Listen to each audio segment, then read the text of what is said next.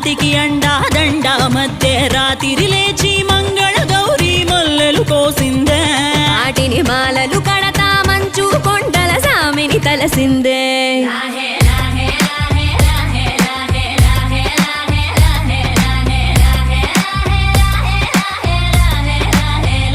మెల్లో మెలికల నాగుల దండ బలపుల వేడికి ఎగిరి పడంగా ఉంటి ఈ బూది జల జల రాలి పడంగా సాంబడు కదిలిండే